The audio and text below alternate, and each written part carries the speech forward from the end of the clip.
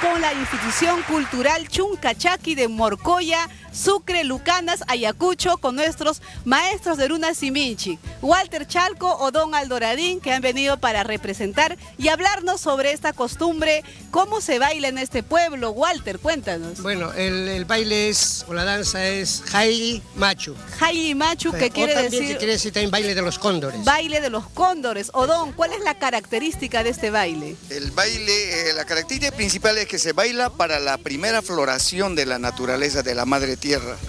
Probablemente esto era antiguamente, se bailaba antes de la llegada de los españoles. Tú sabes muy bien que nuestros antepasados eran muy amantes de la naturaleza.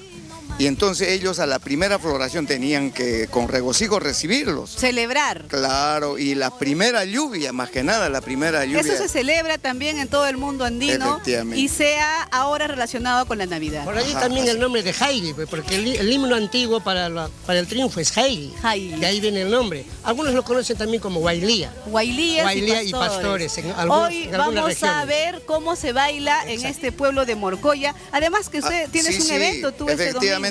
Yo le estoy el día domingo en el local de Guarocondo. Es una actividad organizada por la FIPROVIL de Vilcashuamán. Ahí le estoy retando al campeón del 2012.